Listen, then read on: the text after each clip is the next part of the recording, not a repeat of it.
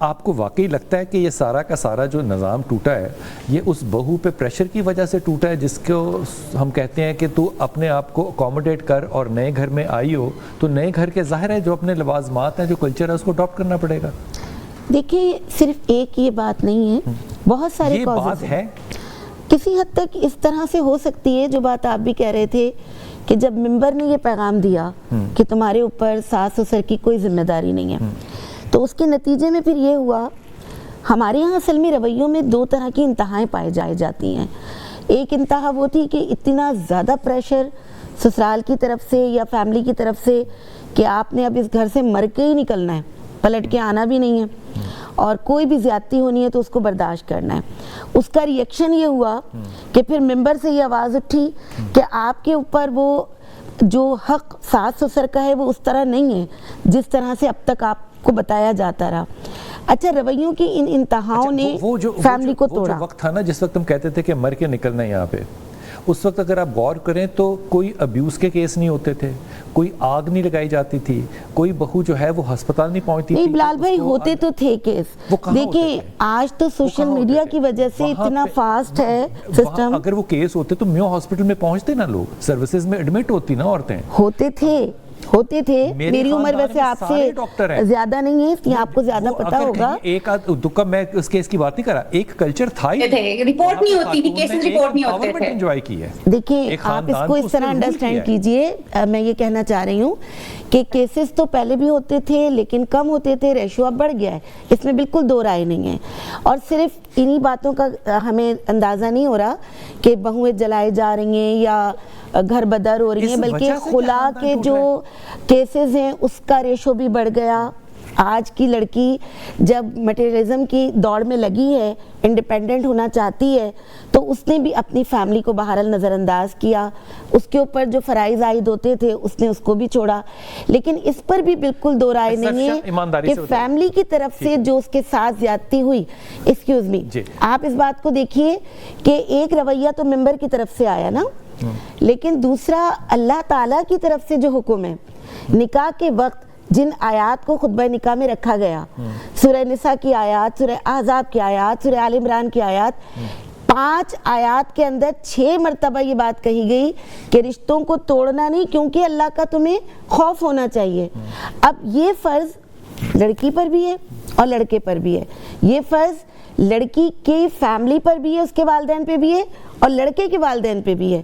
لیکن جب اللہ کے خوف کو چھوڑتے ہیں تو پھر وہ ساس سسر بھی ٹپیکل ساس سسر بنتے ہیں۔ آپ نے فرمایا کہ انڈیپینڈنس چاہتے ہیں، ہماری بچیاں جو ہے وہ انڈیپینڈنس چاہتی ہیں۔ انڈیپینڈنس اور میرج کیا اکٹھے چل سکتے ہیں؟ بالکل چل سکتے ہیں، لیکن حدود کے ساتھ۔ کیسے؟ ایک انڈیپینڈنٹ لائف کی، پرائیویسی کی، آزادی کی جو خوبصورتی ہے وہ اسلام بھی عورت کو دیتا ہے، اور مرد کے فرائض میں یہ شامل ہے۔ ایک ایگزامپل ظرفیہ، ایک ایگزامپل دیں مجھے اس کی، کیا ایگزامپل کیا اس کی مثال کے طور پر؟ دیکھیں آپ نبی کریم صلی اللہ علیہ وسلم کی ازواج مطہرات کے حوالے سے دیکھ لیجئے کہ آپ نبی صلی اللہ علیہ وسلم کی ازواج مطہرات کی تعداد بھی ہمارے لیے بہرحال ایک ماڈل ہے، ان کے ساتھ عدل بھی ایک ماڈل ہے، پھر ان کے الگ الگ حجروں کے اندر ان کی پرائیویسی اور ان کے جو حقوق ادا کرنے کی ایک ترتیب اور تنظیم پیارے نبی کی سیرہ سے ملتی ہے، وہ بھی ایک ماڈل ہے۔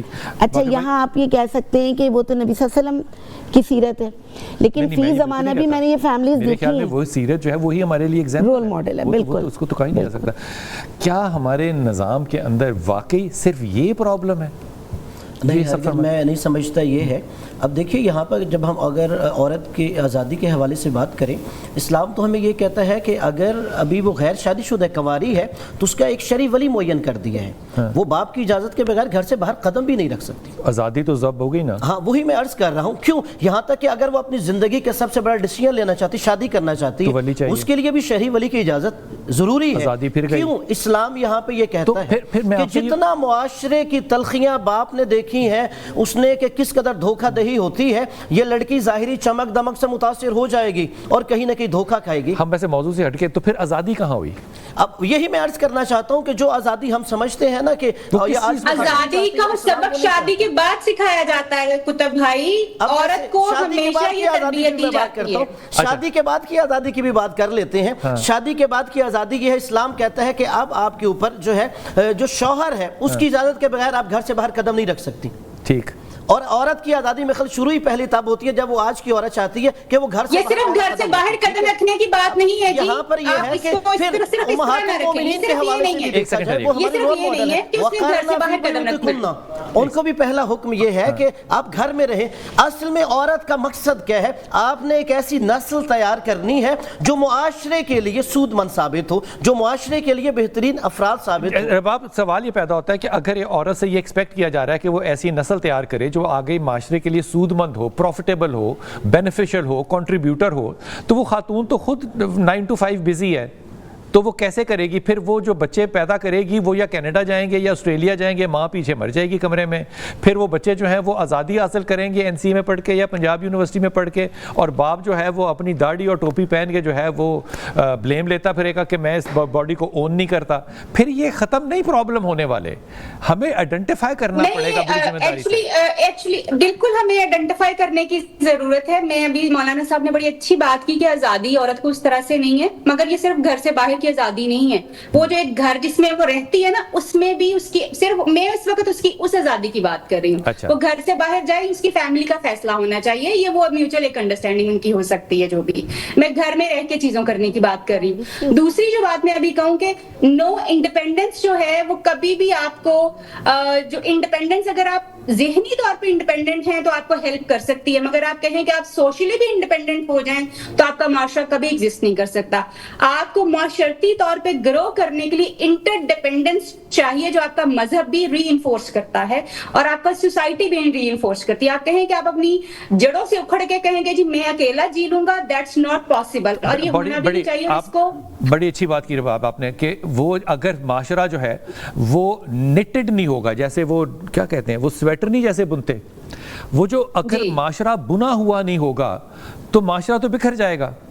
لیکن میں واپس آ کے اپنے تمام مہمانوں سے پوچھوں گا کہ پھر یہ جو آزادی ممبر کی طرف سے بھی آتی ہے جو ایک بیٹا، اور جب میں ممبر کہہ رہا ہوں یہ سارا ممبر میں نہیں کہہ رہا، میں پرٹیکولر ایک بات کر رہا ہوں جہاں سے کہ یہ آگ کا جو بگولا ہے وہ شروع ہوا تھا اور اتنی اس نے آگ لی ہے کہ یقین کرے میرے گھر کے اندر بچیوں کو اگر میں یہ سمجھاؤں نا کہ ساس جو ہے وہ ماں ہے تو وہ مجھے آگے سے نا وہ لیکچر کی نا ویڈیوز جو ہے وہ بھیجنا شروع کر دیتے ہیں کہ نہیں ساس ماں نہیں ہوتی.